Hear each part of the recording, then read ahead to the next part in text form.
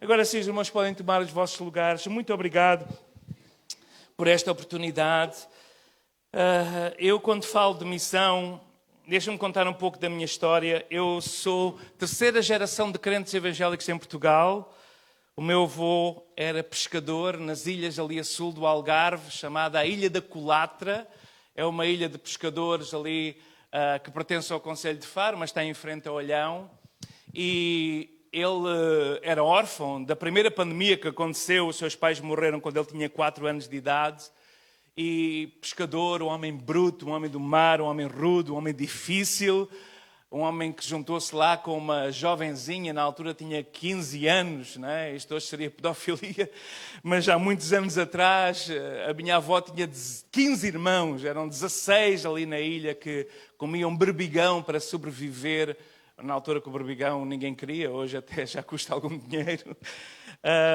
E ele, depois de ter nascido na Serra Algarvia, ele desce ali, porque a sua irmã tinha casado com o pescador, e ele se torna pescador, um homem muito difícil, um homem com um coração bruto e um homem que tinha problemas espirituais. O meu pai nasce como filho único, o casamento dos meus avós era um casamento horrível, era um casamento de não haver amor, era um casamento onde havia apenas tolerância.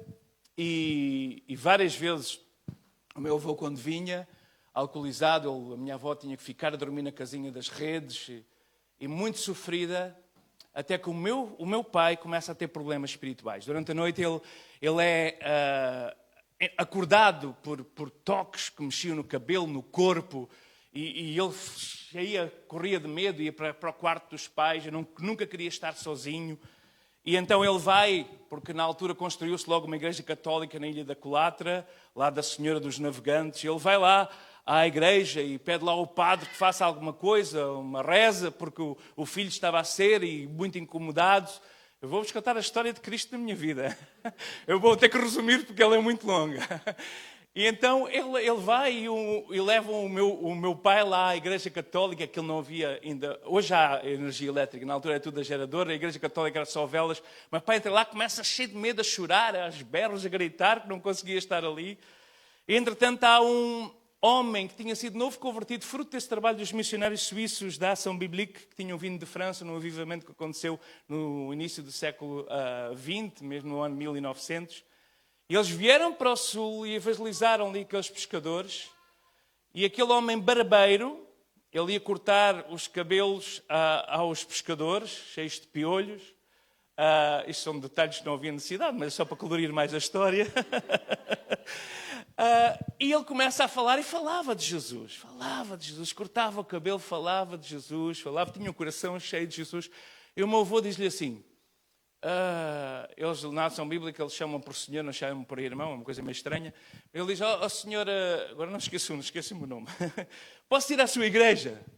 Nós estamos com uns problemas e pronto, eu não quero ir à igreja católica, posso ir à sua igreja? Ele disse, sim, pode ir. Então, qual é o culto que vocês têm lá? Temos a reunião ao domingo às 10, também é às 10 lá.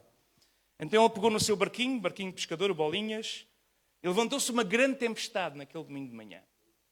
Uma tempestade enorme na Ria Formosa, não é assim um mar muito, não é tempestade assim tão grande, mas era uma grande tempestade para um barquinho pequenino. E eles com os fatos de oleado, ali a combater as ondas, e lá estava o barbeiro lá no cais à espera dele. E diz, bom, eles não vêm, estava a chover muito, mas eles vieram, eles entregaram os 3 a vida a Cristo. O meu pai nunca mais teve problemas espirituais. Ele cresceu, tornou-se marinheiro, viajou pelo mundo, a fugir da chamada do Senhor, mas um dia o Senhor o chamou, aqui mesmo em Lisboa, quando ele estava na barca ali do Alfeite da Marinha, e foi aí que ele se tornou pentecostal, porque a Assembleia ali em Cova da Piedade é mesmo a seguir à base, e ele tem uma experiência numa reunião de oração pentecostal, e tornou-se plantador de igrejas. Nós vivemos em Trás-os-Montes, no Minho, onde eu cresci, onde eu sofri algumas reguadas por me recusar a rezar o terço e coisas assim. Portanto, também já soube como criança que era ser perseguido pelo Evangelho. Mas claro que isto só aconteceu 1 ou 2 vezes. A minha mãe depois falou com os professores e tudo isso foi resolvido. E mais tarde também fugi eu à chamada e andei nos negócios, até que Deus me deu uma segunda oportunidade e depois de uma falência e de uma vergonha total e sem sentido na vida, numa madrugada eu disse ao Senhor, Senhor, se tu ainda quiseres fazer alguma coisa comigo, eu estou aqui, usa-me. E a partir daí a minha vida mudou, Deus reconstruiu a minha vida emocional, a minha vida sentimental, deu-me uma esposa que tinha crescido na Alemanha e que tinha uma chamada missionária, e nós começámos como plantadores de igrejas no interior de Portugal, junto à fronteira com Espanha. Ainda tivemos alguns grupos familiares em Espanha, ali na margem sul do Guadiana, no Alentejo, naquela terra onde há os 47, 48 graus. Ali nós vimos os nossos filhos crescer, o Josias, o Daniel e a Miriam. O Daniel e a Miriam estão preparados para sair para a obra do Senhor. O meu Josias, infelizmente, devido ao tempo que eu andei depois no ministério itinerante, com um caminhão-palco, isto também seria outra história. Esta também foi Deus falou-me no Brasil, no interior ali de Santa Catarina, quando um gestor de um dos hotéis ali de Gravatal, das Termas, teve um chamado de Deus para comprar um caminhão e ir evangelizar o Nordeste e o Sertão. E ele estava ali de visita àqueles missionários que me tinham convidado para estar ali com eles. E Deus disse-me, eu quero que tu faças isso em Portugal. E voltei para Portugal, deixei a igreja e durante alguns anos trabalhámos com um caminhão no interior de Portugal a evangelizar com jovens voluntários através da música, drama, aí as ruas e as praças. Então, durante esse tempo, infelizmente, talvez eu descuidei um pouco a minha família. Hoje reconheço isso, é só graça. E o meu filho mais velho não está nos caminhos do Senhor, apesar de ser bem-sucedido socialmente, mas falta-lhe o principal. Por isso, o meu Josias é a nossa grande dor de alma.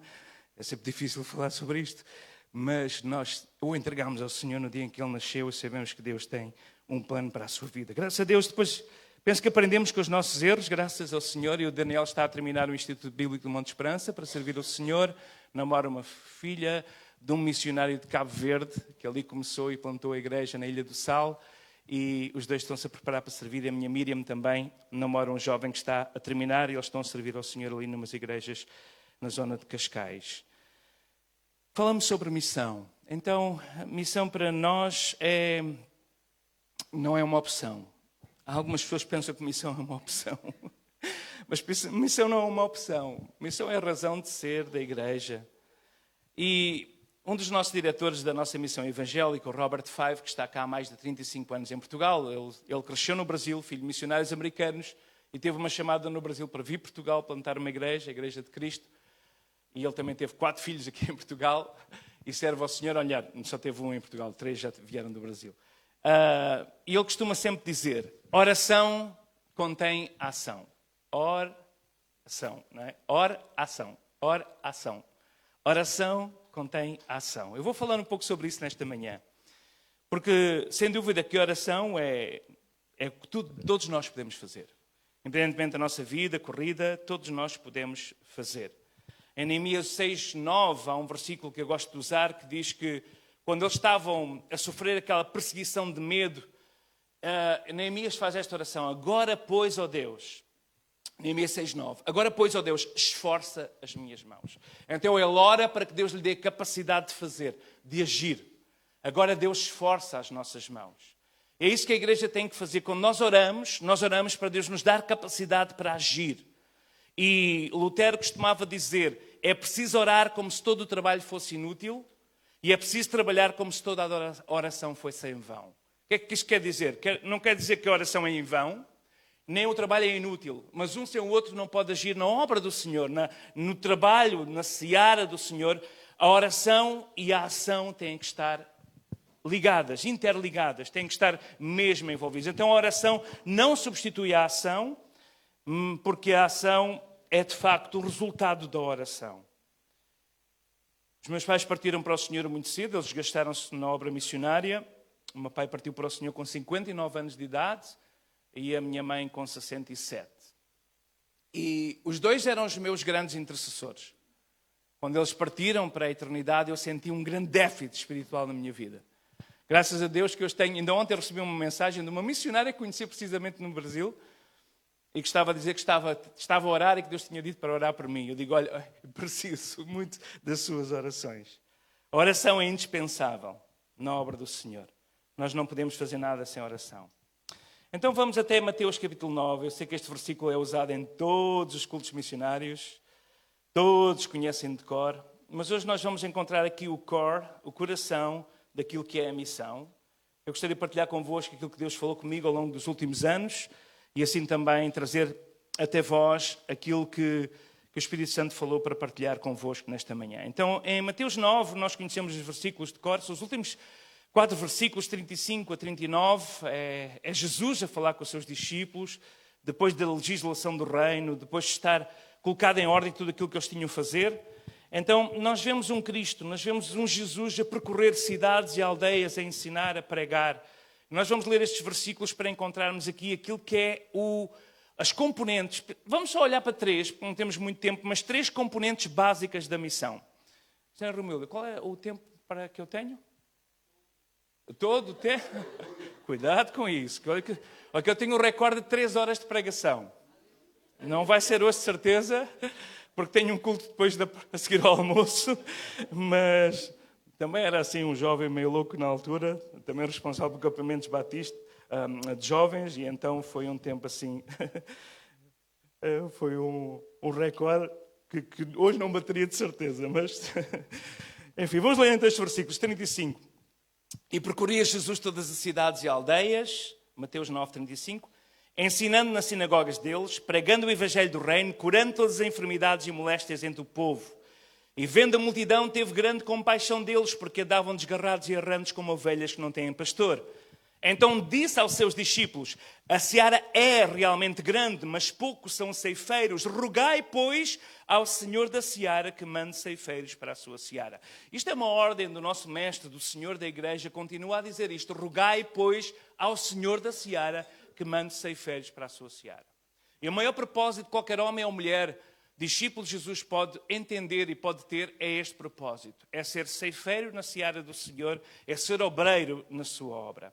E todos nós podemos ser obreiros na obra do Senhor. Não são só os missionários, ou os pastores, ou os líderes da igreja. Todos nós somos chamados para servir. Isto é fundamental. Um cristão que não entende isso, não entende o propósito. Nós não fomos chamados para estar numa cadeira apenas de dizer amém, aleluia, ou trazer o nosso dízimo e oferta. Nós fomos chamados para servir o Senhor. Nós servimos o Senhor no nosso trabalho. Nós servimos o Senhor no nosso dia-a-dia. Nós servimos o Senhor na nossa família. E é verdade que muito poucos podem ir talvez ao campo missionário. E quando nós pensamos em campo missionário, olhamos ali para a Guiné-Bissau. O meu amigo, o meu compadre, porque eu sou, portanto, padrinho dos seus filhos. O meu pai foi pastor na sua igreja quando ele nasceu. E nós crescemos juntos. Ele é mais novo do que eu há alguns anos. O Paulo Durão. Ele é o meu braço direito num projeto de plantação de igreja que nós tivemos no Alentejo. Eu, como tinha um ministério itinerante, saía muito, ele era basicamente o pastor da igreja, e a certa altura, depois precisamente do Isabel e do Orei, missionários na Guiné, passarem pela nossa missão e terem partilhado as necessidades da Guiné, o Paulo depois veio falar comigo e diz assim: Josué, eu acho que Deus está-me a chamar para a África. Eu digo, ok. Era ele que ia fazer o trabalho todo da igreja. Era a pessoa que estava mais envolvida, era o líder de jovens, era o líder do trabalho social, a loja social, o grupo do bairro que tínhamos com as crianças carenciadas no bairro social. Era ele que liderava todo esse trabalho de adolescentes, de jovens. Ele era solteiro, era casado com o ministério. Hoje é casado com uma das jovens que nós ganhamos para Jesus e que batizámos os dois e que está na Guiné-Bissau, a Jéssica. Mas ele disse, Deus está-me a chamar para a África. Eu disse, ok, Deus só chama o melhor, Deus só chama os melhores, Deus só chama aqueles que têm verdadeiramente, não apenas o chamado, mas têm o potencial, e Deus consegue ver esse potencial. Às vezes até nós, líderes, não conseguimos ver, mas Deus conhece e Deus vê esse potencial. E o Paulo foi como missionário. Hoje tem lá uma base, estão agora a construir o centro de saúde, já tem uma escola de obreiros, uma escola teológica, uma missão lindíssima, Semeadores de Alegria. Não é da MEVIC, porque é da nossa denominação, ainda que é apoiado por diversas igrejas fora da nossa denominação, mas alguém que disse sim.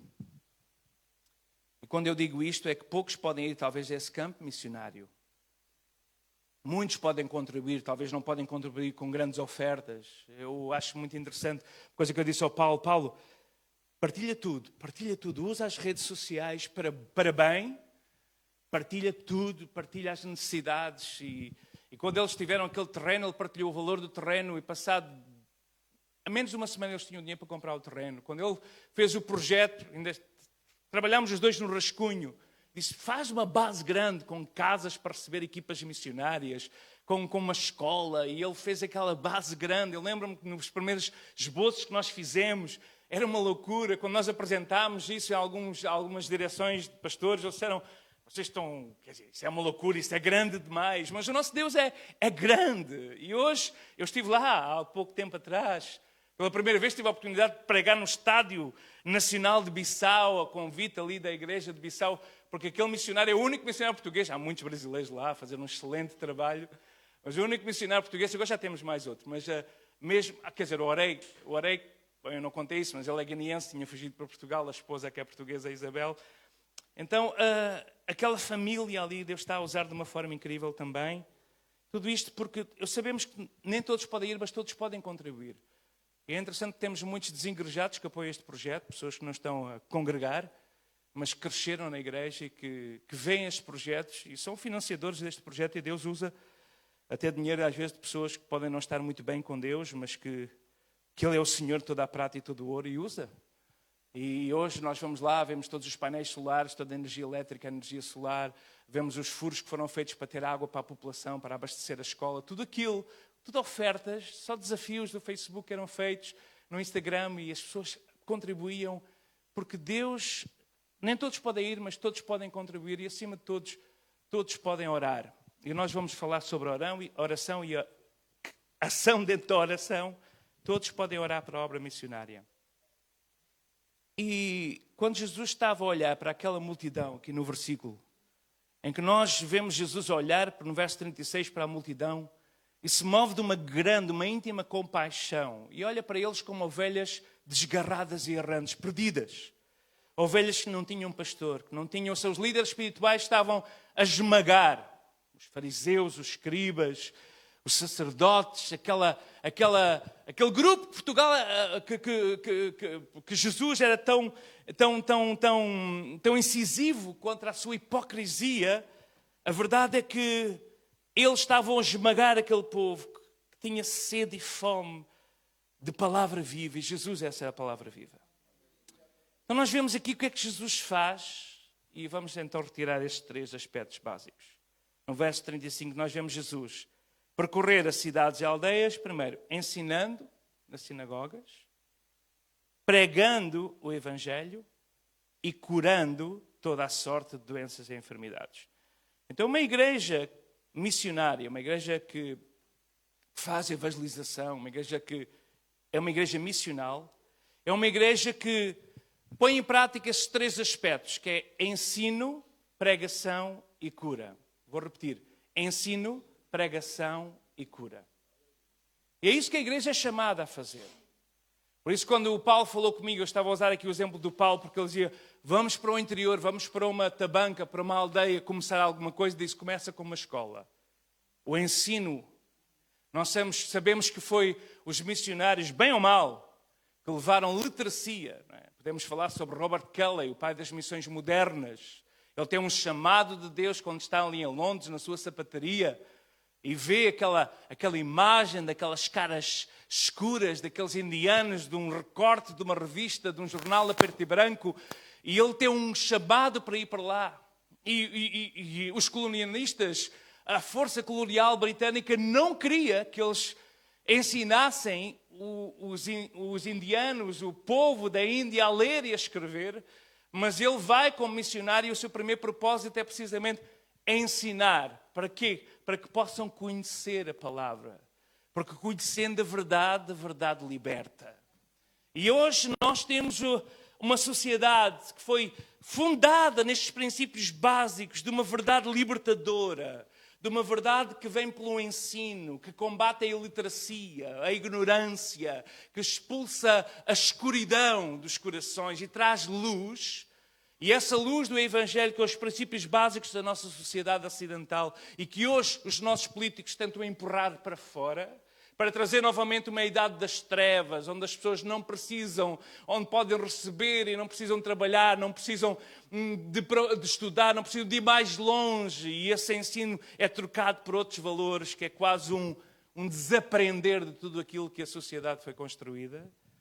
Mas nós vemos que Jesus, ele ensinava nas sinagogas, que eram as escolas da altura, não havia escolas como há hoje. É na sinagoga, junto aos pés dos mestres, que os jovens iniciados aprendiam a ler. Na altura só os homens, mas Jesus chamou assim mulheres para ensinar também.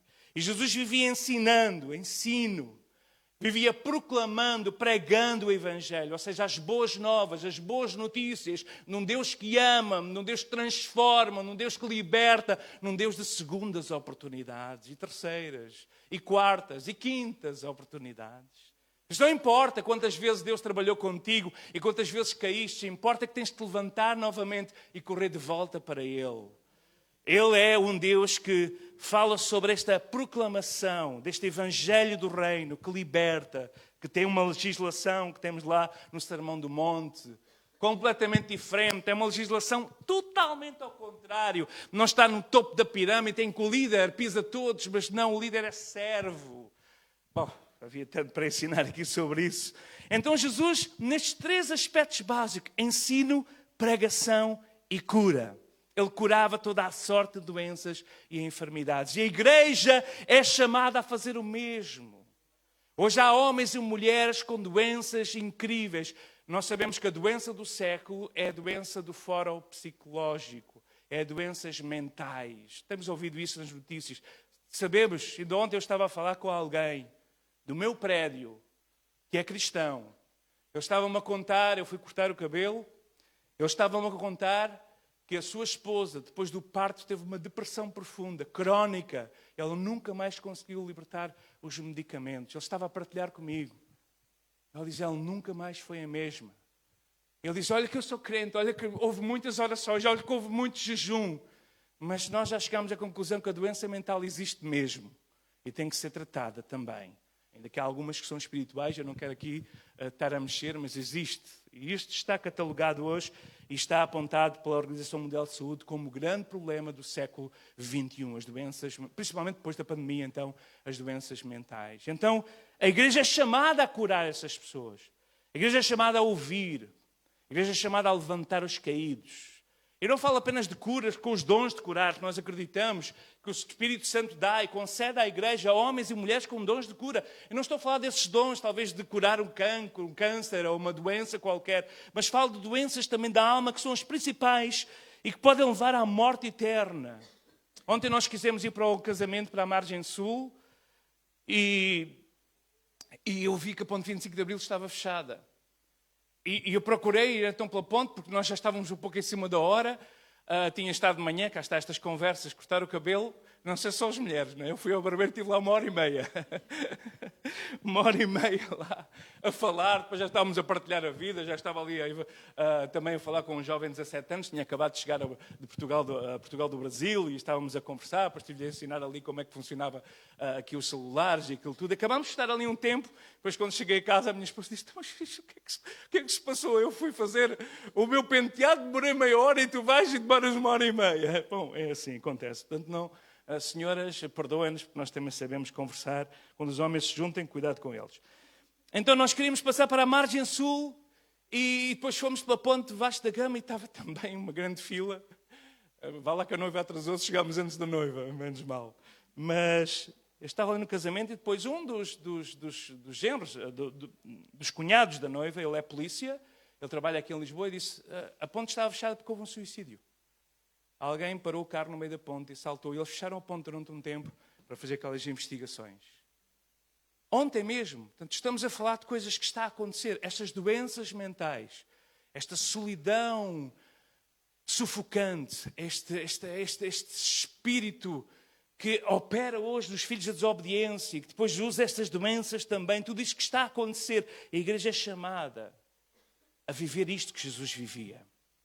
E Jesus, ele ensinava, ele proclamava, pregando o Evangelho, as boas novas, e ele curava. Irmão, cada oportunidade que nós temos para estar com uma pessoa, para estar com pessoas, quando Deus nos abre a porta, uma das coisas que eu há muito tempo aprendi com os mais velhos é, basta falarmos a uma pessoa por dia, podemos mudar uma série de gente, se Deus nos der a oportunidade de tocar a alma dessa pessoa. E às vezes nós não temos tempo, claro, para proclamar e ir para a praça pública. Há tempo para isso, há tempo, tudo tem o seu tempo determinado. Mas no nosso dia-a-dia, às vezes aquela pessoa que está sentada ali na paragem e que está mesmo cabisbaixa, e há tanta gente que está a chegar agora aqui a esta Lisboa, que está sufocante, impossível. Ontem estava ali, um jovem entrou, 1h30, aconteceu muita coisa, não é? Entrou alguém a dizer, conhece aqui alguém, alguma casa para arrendar? Eu estive a ver uma, 1.400 euros. Eu percebi 400. E 400, isso é um milagre. Ele, não, 1.400. Eu, pronto, isso não é um milagre, isso é loucura, mas é a realidade em que estamos a viver. É loucura total. Loucura total. Ele estava a dizer, conheço, tenho aqui um T0, mas custa 950. Eu disse, o quê? Nós temos aqui uma congregação que trabalhamos. Há pouco tempo veio uma família do Brasil. Eles estavam a viver todos num T0 ali. Um T0. 5 pessoas num T0. Irmãos, nós estamos a viver e as pessoas estão desiludidas. Muitos vieram numa expectativa. E as expectativas frustradas trazem muita dor, trazem muita doença. Levam muitas pessoas ou para procurar o conforto, o consolo no álcool, nas dependências, na medicação, ou noutras coisas piores.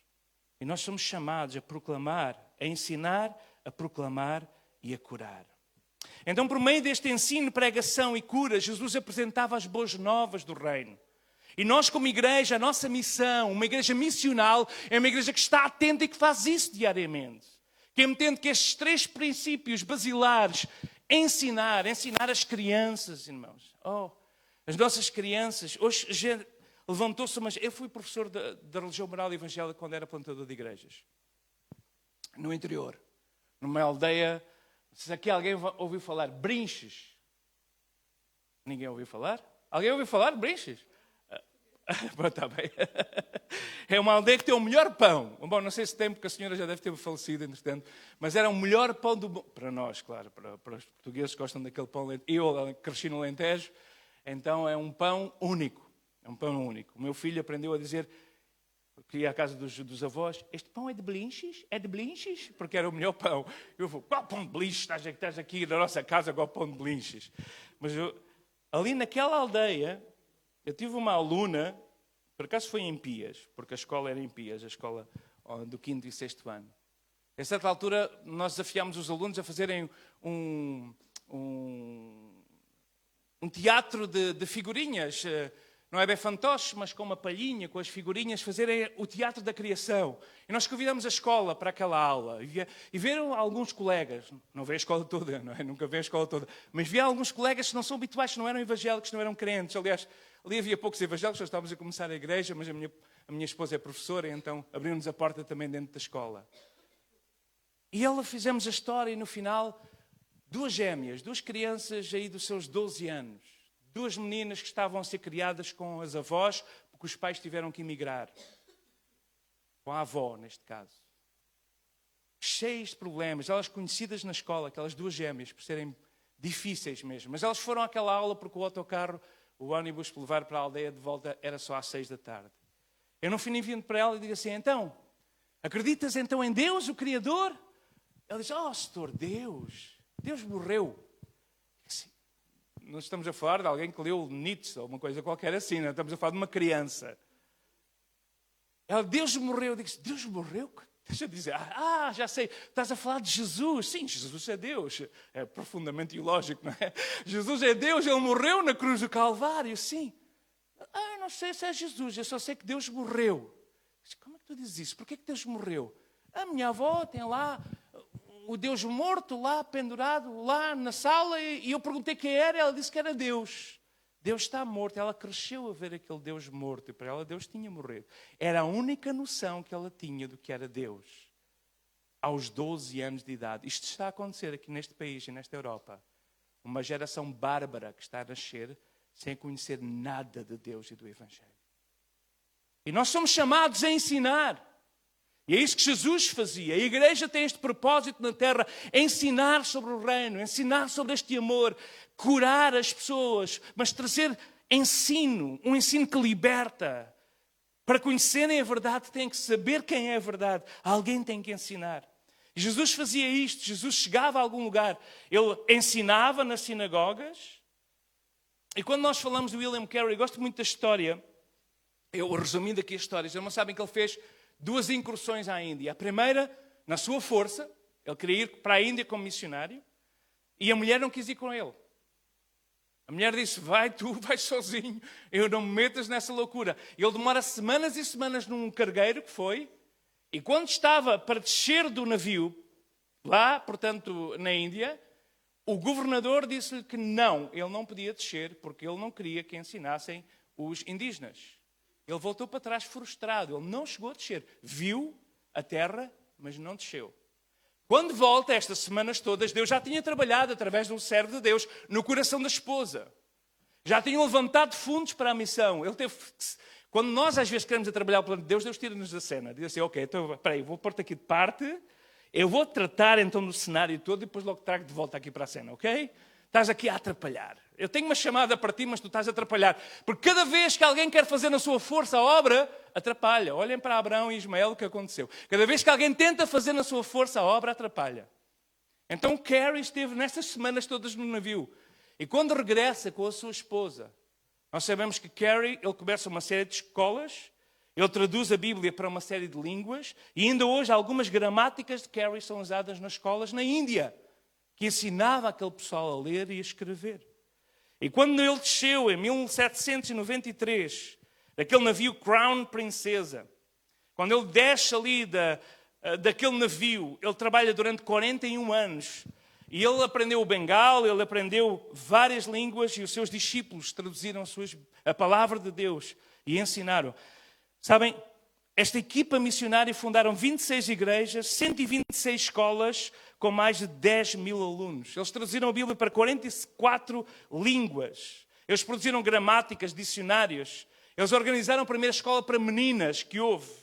Este homem, com um chamado, um homem que quando fez em 1800 o primeiro batismo do primeiro hindu convertido, que era uma loucura, porque ele trabalhou e não conseguia converter os hindus.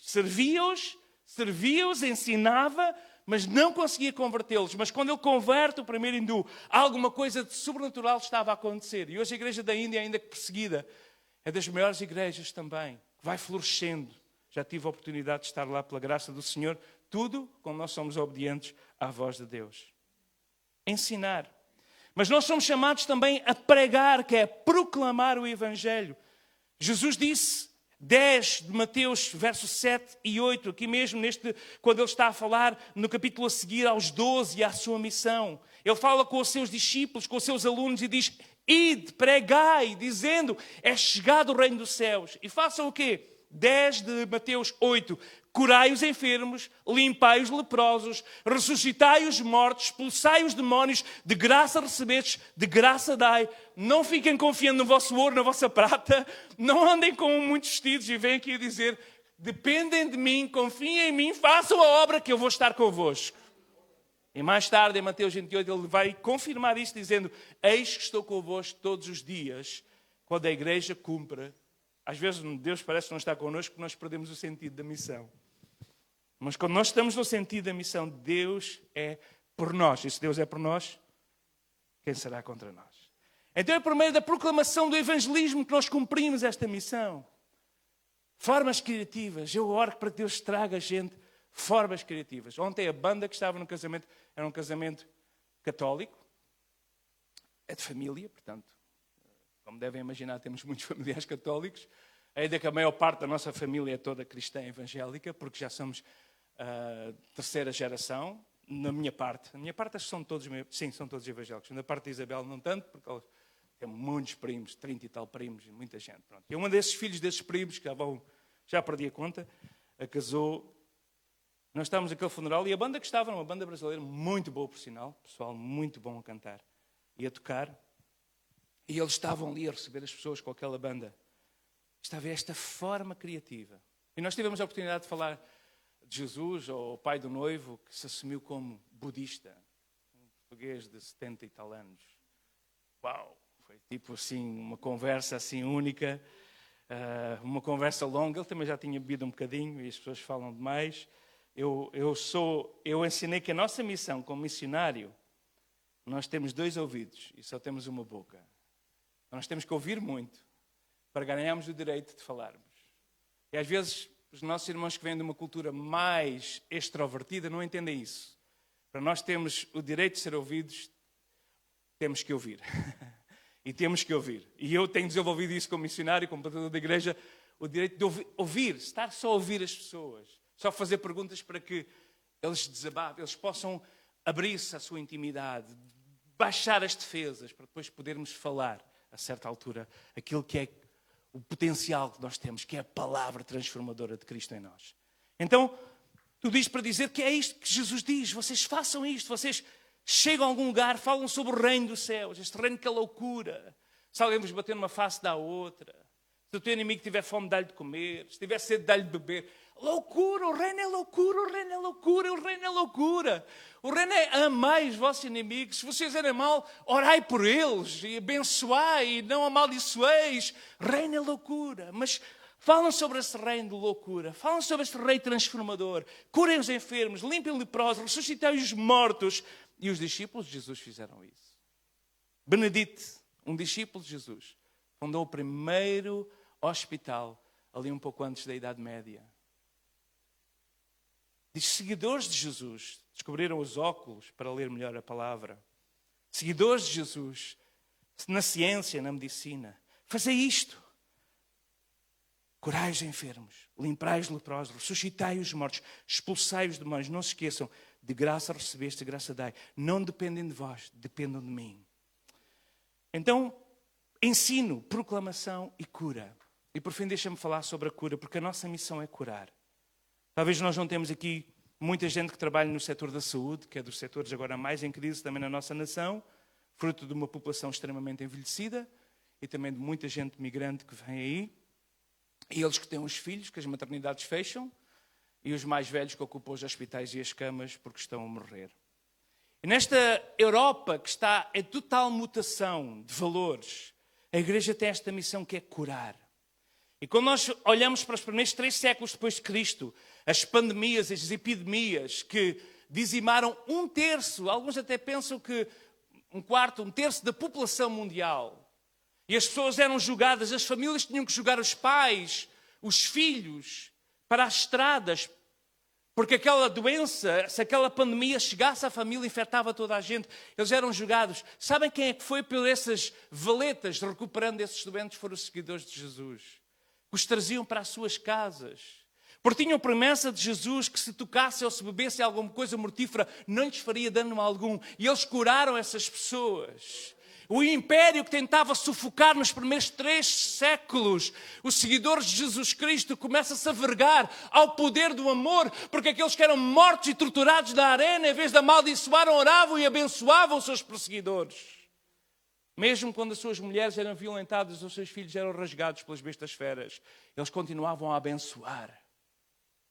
E as palavras de Jesus, que as portas do inferno não prevaleceriam contra esta igreja, tornavam-se realidade. Até que um dia Constantino se converte por um sonho, não sei se foi comida a mais, foi por influência da mãe ou da esposa, mas ele viu a cruz e ele decide que agora, depois decidiu mal, né? Transformou tudo que era templo em cristianismo e trouxe a idolatria para dentro do cristianismo.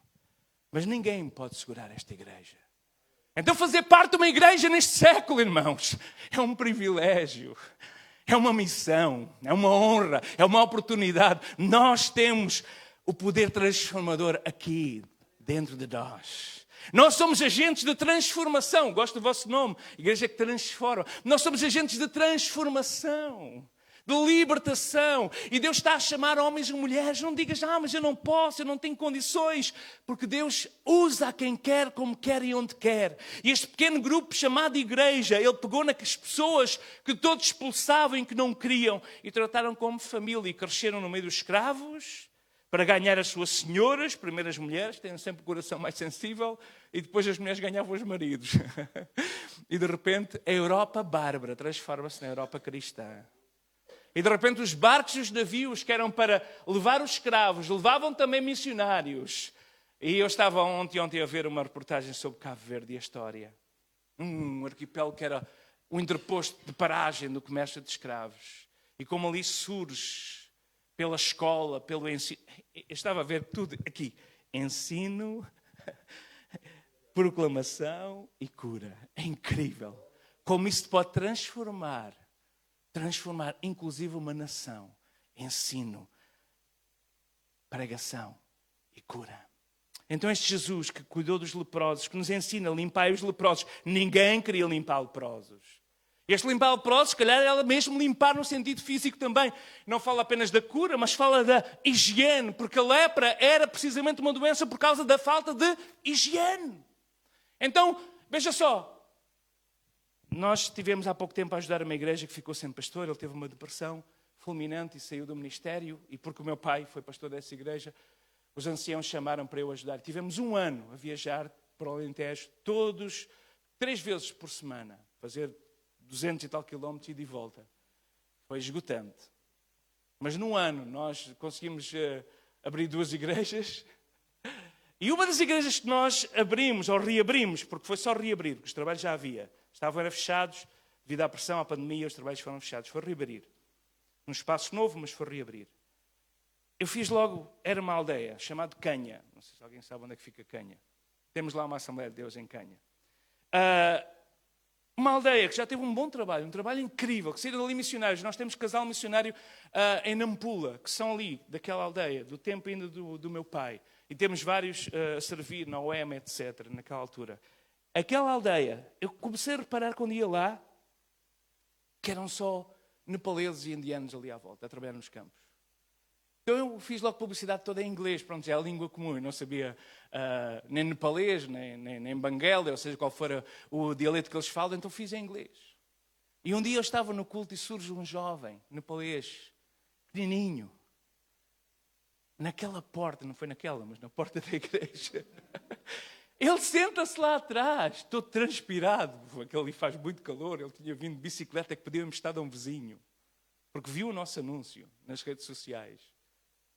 Aquele moço abriu a porta para que um casal que estava ali reformado da Suíça fosse ensinar português e inglês aos seus colegas, numa casa superlotada, em que 4 dividiam um pequeno quarto.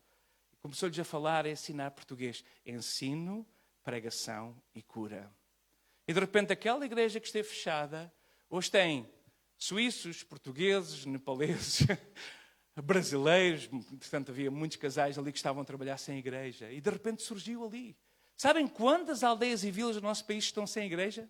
Nós temos mais de 40 concelhos em Portugal. E concelhos é que tem uma câmara municipal, tem uma piscina, tem um ginásio, tem uma escola secundária, tem um posto de saúde, tem um centro de saúde, alguns até têm hospitais, mas não tem uma igreja evangélica. Porque toda a gente vem para trabalhar aqui na faixa litoral, mas no interior há tantos lugares. Deixa-me falar sobre o interior, porque o meu pai deu a sua vida a pregar no interior e eu também comecei o meu ministério no interior. Quando nós entendemos o propósito, quando nós entendemos que somos capazes de abrir mão, se calhar um pouco mais do dinheiro mensal, mas decidimos numa oportunidade de emprego de ir para um lugar onde não existe nada, para começar na nossa casa um grupo familiar e trazer o ensino, a transformação e a cura, que pode transformar uma região inteira.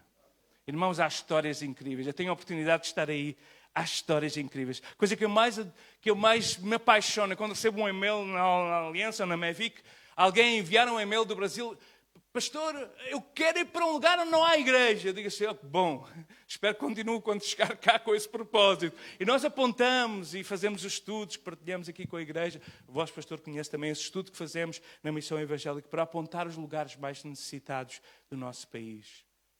Distrito de Beja, há ali 2 ou 3 boas igrejas brasileiras, mas há ali uma igreja, a igreja portuguesa que eu conheço, tem um pastor reformado com 70 e poucos anos, que faz pelo menos 4 concelhos, se não são 5 concelhos, não sei quantas freguesias, sozinho, com a sua esposa, com cultos à tarde que não atinge ninguém, só para manter ali tanto trabalho. Realmente a seara é grande e são poucos os obreiros. Mas nós somos chamados para curar esta nação. Então Deus traz-te para aqui com um propósito, porque este Jesus que cuidou dos leprosos passou também aos seus discípulos, aos seus alunos, esta responsabilidade de curar daqueles que vivem nas margens, nos marginalizados, naqueles que estão esquecidos, naqueles que estão abandonados. E nós estamos aqui, os irmãos estão aqui no coração de Lisboa, numa zona onde há tantos sem-abrigos. Eu sei que não é fácil chegar, porque a maior parte deles têm doenças mentais e por isso estão na rua. Eu há pouco tempo atrás um missionário de Moçambique, ficou aqui num hotel na Almirante Reis. E ele estava perdido no aeroporto. Ele só tinha o meu WhatsApp. E não sei porque foi de Deus, porque eu costumo pôr o telefone não incomodar, porque eu tenho muitos amigos em todos os fusos horários. E se o telefone está com som, eu não durmo, não é? Então há sempre mensagens a toda hora. E normalmente às 11, 11h30, o telefone entra em modo de silêncio e só depois regressa às 8 da manhã.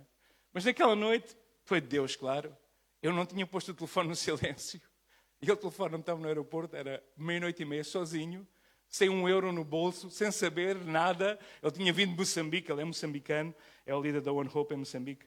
E ele tinha que ir para o hotel. Eu disse, então, mas eu posso-te chamar um Uber? Diz lá onde é que tu estás. Claro, estava a dormir, cansado.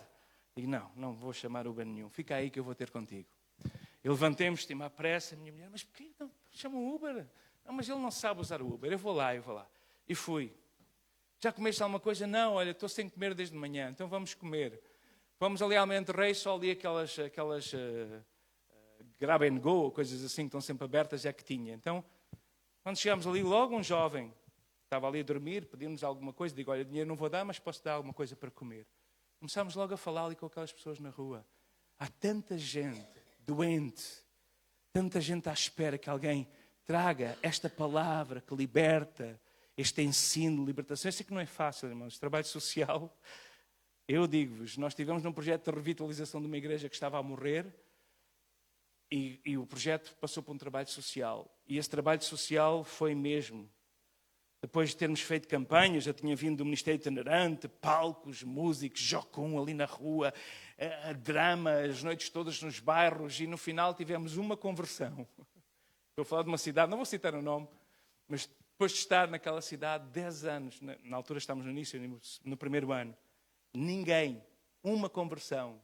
E aquele irmão que se converteu, ou se reconverteu, porque era alguém que tinha vindo do Brasil, mais tarde ele foi para o Ministério Brasileiro. Nós ficámos na mesma, com os nossos 18 portuguesinhos de 70 anos e uma adolescente que tinha, algumas limitações. E eu dizia, Senhor, o que é que eu vou fazer? Tínhamos uma equipa incrível de voluntários que nos ajudavam, mas não conseguíamos comunicar.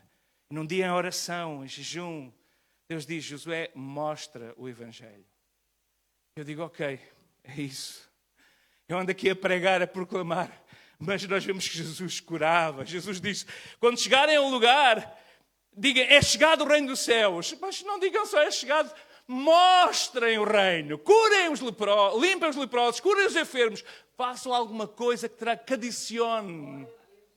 E de repente nós fomos para o bairro social, a Cruz da Picada. E escolhemos a loja que a Caritas Católica tinha abandonado porque aquele bairro era difícil. E nós ficámos com o espaço que era da Caritas. Começámos um clube de alegria para crianças. Não conseguimos transformar os pais, ainda que batizámos 2 ou 3. Mas uma dessas jovens hoje é missionária na Guiné-Bissau. Porque o Evangelho transforma gerações.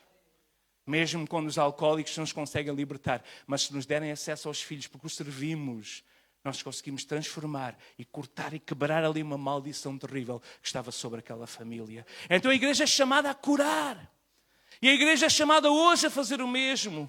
Porque nós seguimos a Jesus Cristo, aquele que cuidou de leprosos, aquele que cuidou dos imundos, aquele que deu vista aos cegos, aquele que pôs os surdos a ouvir, os paralíticos a correr e a saltar. E Jesus disse, Mateus 25:40, todas as vezes que fizerem isso a um destes meus irmãos mais pequeninos, a mim o fizeram.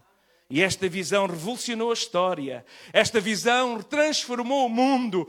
E nós somos os herdeiros e os mordomos deste movimento.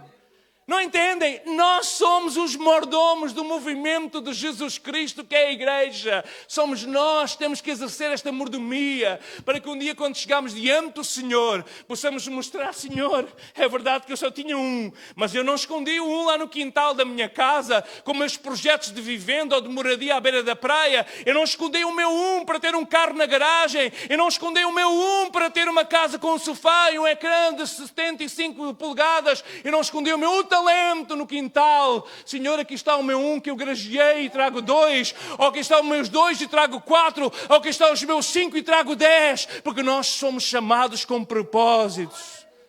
Agora não fiques com o síndrome de só tenho um. Ai, coitado de mim. Vocês não conhecem o Calimero. Ela conhece, mas nós não conhecemos. Coitado de mim. Era aquele pinguim, aquele pintainho que não saiu da casca. Hã? Sabem o desenho animado? É muito antigo, não é muito antigo. E ele só dizia, coitado de mim, coitado de mim. E há crentes que são assim, nunca saem da casca. Eles nasceram de novo, mas chegam sempre ali dentro da casca. Coitadinho de mim, eu não tenho nada, eu não sei fazer nada, eu não faço nada. Oh, irmão, tu tens a palavra viva nas tuas mãos, espero que esteja no coração, melhor do que nas mãos, e na tua boca. E essa é uma mensagem transformadora. E como igreja, nós somos os mordomos deste movimento. Então, neste domingo missionário, e para terminar e culminar, eu podia-vos dar muitos exemplos de homens e mulheres que revolucionaram o mundo, porque entenderam que a missão é percorrer Jesus todas as cidades e aldeias, ensinando, pregando e curando todas as doenças e enfermidades. E uma igreja que vive isto, ensino, pregação e cura, não é de admirar. Qualquer projeto missionário tem que completar estes três aspectos: ensino, cura, para proclamação do Evangelho. O Paulo, quando estava comigo, nós tínhamos um projeto, depois do Jesus é a Resposta, que era o nosso ministério itinerante, com aquele pequeno caminhão palco que andávamos pelo país. Nós começámos um projeto que era a Missão Barnabé, que era ir para a África, ajudar os missionários em África, com também a mesma coisa, um caminhão que desse para fazer de palco, com luzes, com gerador, e podemos pregar. E há 2 anos atrás ele havia uma fotografia. Disse, Josué, aqui está. Alguém, um empresário daqui, decidiu oferecer um caminhão para ajudar na construção do centro e da escola. E aquele caminhão, nas noites, era transformado em palco. E ele estava com jovens que ainda só sabiam tocar batuque. A nossa missionária que aprendeu a tocar já lá na missão um violão e que só sabe fazer 3 ou 4 acordes. O nosso missionário que sabe tocar o seu saxofone. E eles estavam ali a pregar no meio daquelas tabancas esquecidas. No meio da escuridão havia aquela luz daquele gerador. As multidões se aproximavam e eles proclamavam. Mas logo a seguir tiveram que construir uma igreja ali, outra igreja ali, e já vão na 3ª para a 4ª igreja que vão sendo construídas. Porque quando a igreja faz isto, ensino, proclamação e cura, cumpre o propósito. E há algumas igrejas às vezes que vivem da manutenção. Irmão, nós não fomos chamados para a manutenção. Eu sei que é difícil manter a fé, mas só é difícil quando nós não somos ativos. Crente passivo é difícil manter a fé. O que é levantar ao domingo de manhã para vir para a igreja? É o único dia que eu posso dormir. Que é isso? Agora vou-me levantar. Fazer manutenção é difícil. Agora, quando há serviço, quando há propósito, nós entendemos. Fazemos parte de um corpo ativo e proativo. E nós temos que deixar esta filosofia mais nossa aqui portuguesa, desta cultura dos 3 Fs, do Fátima, Fado e Futebol. Trocar esta cultura por deixar a procrastinação e sermos mais proativos na evangelização. E como igreja, o alvo da igreja é fazer missão, o alvo da missão é plantar igrejas, e onde Deus nos chamar. E vou terminar com um versículo, deixar para vós, em Colossenses, no capítulo 1, é a carta que Paulo escreve. Preso, mas ninguém o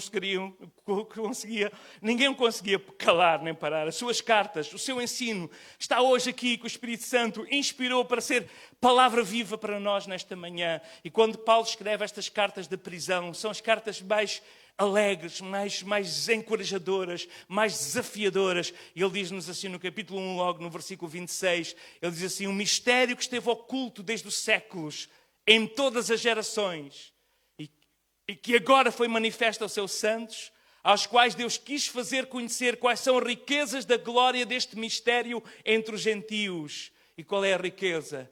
É Cristo em vós, esperança da glória. Então Cristo em mim é a esperança da glória. Igreja, Cristo em mim a cada dia. A pegada que eu deixo, as pegadas que eu deixo, seja no meu trabalho, seja no meu relacionamento, seja na mesma família, as pegadas que eu vou deixando, Cristo em mim, Cristo em glória, Cristo transformador. Então vamos ensinar, vamos pregar e vamos curar.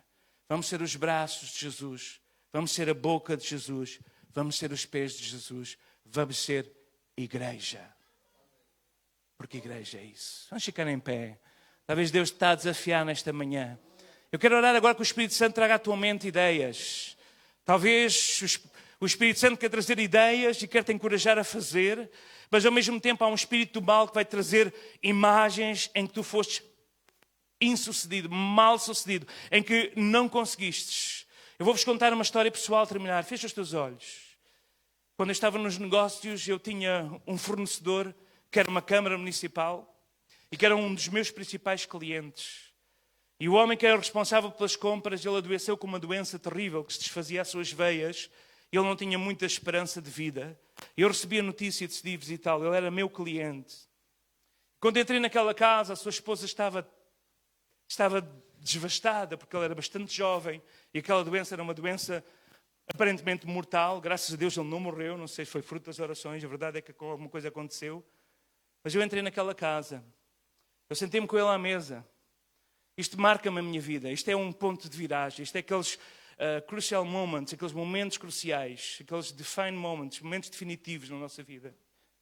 E eu falei sobre ele, sobre os negócios, sobre a novidade que havia de informática, sobre a oportunidade e programas. Falámos, conversámos, bebemos.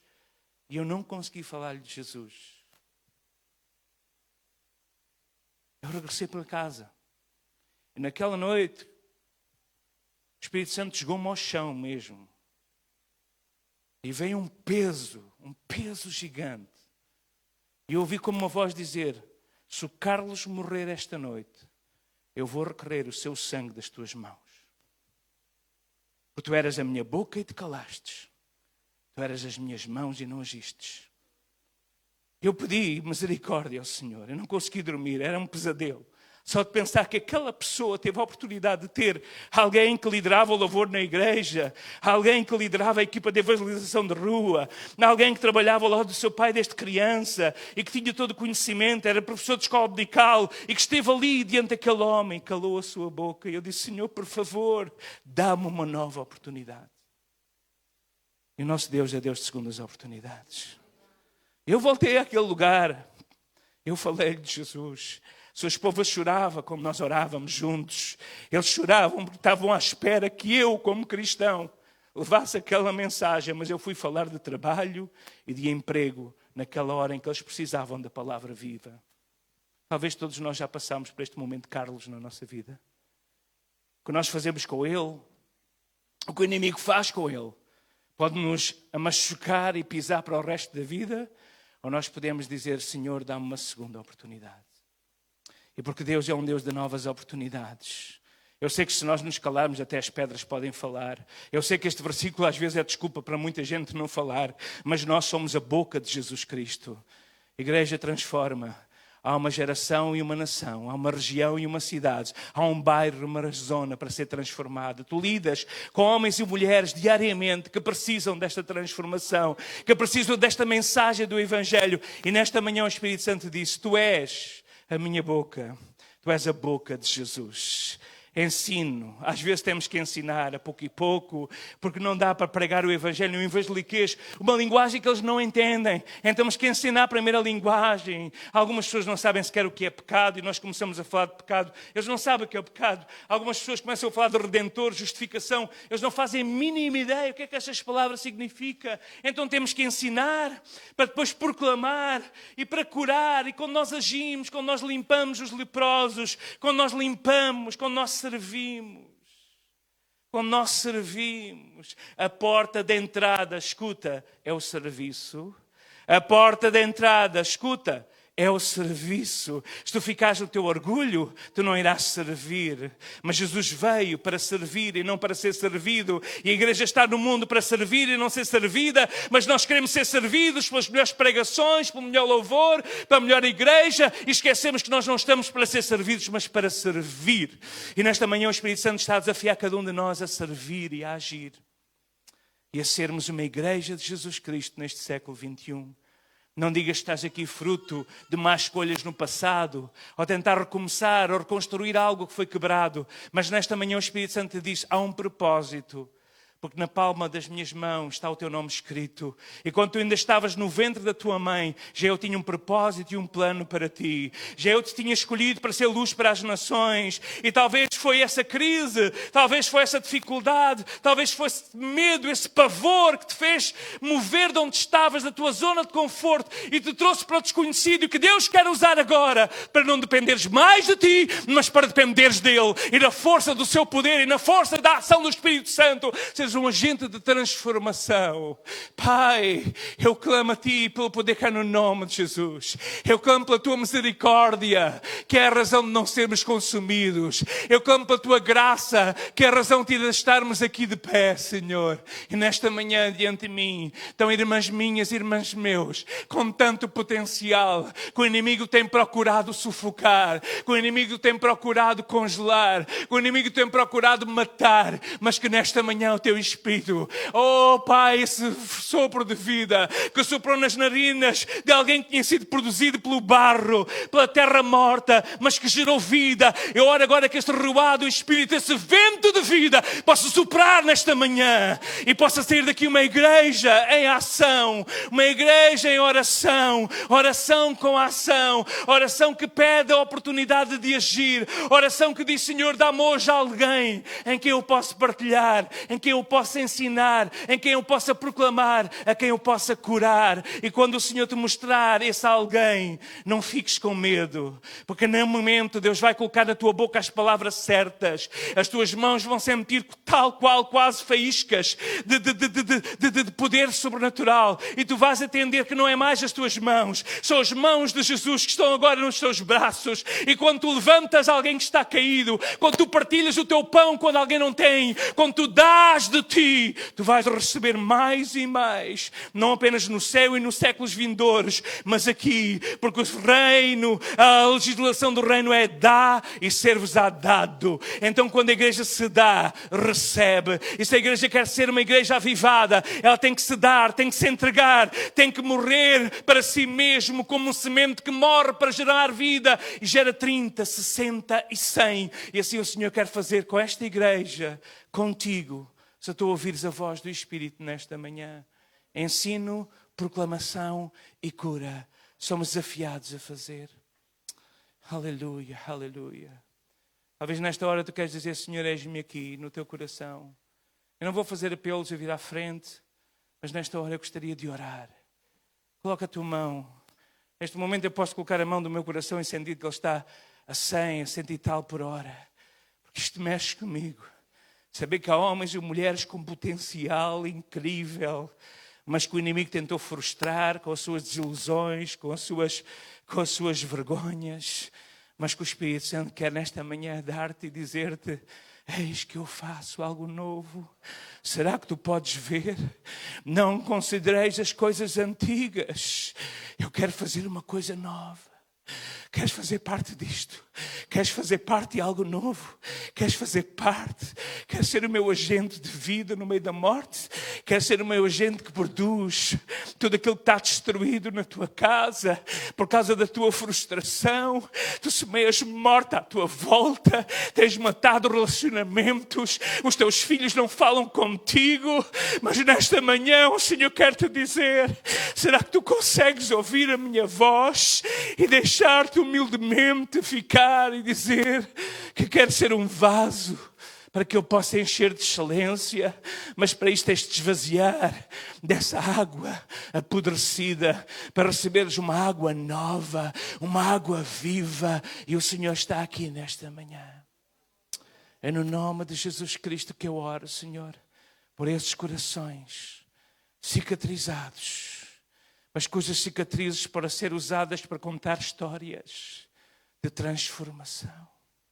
Porque Deus usa as minhas vergonhas para bênção e vitórias de outros. Deus usa os meus momentos mais ruins, mais vergonhosos. Eu já partilhei aqui 1 ou 2. Podia ficar a manhã toda a contar. Para vos dizer que se Deus fez comigo que não mereço absolutamente nada, Deus quer fazer contigo. Recebe agora nesta manhã uma nova roupa. Recebe agora uma roupa de filho, de filha. Recebe as sandálias. Não és mais escravo. Não és mais escravo do pecado. Não és mais escravo do teu passado. Não és mais escravo das tuas más escolhas. Recebe agora chinelos novos no pé, no nome de Jesus. Porque o Pai está ao portal.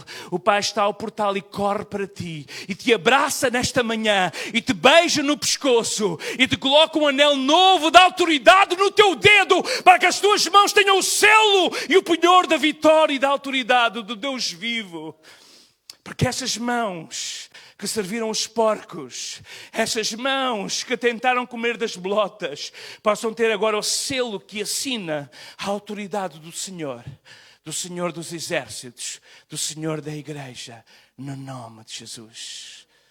Que o Senhor faça assim contigo, que tu sejas humilde para receber isso no nome de Jesus.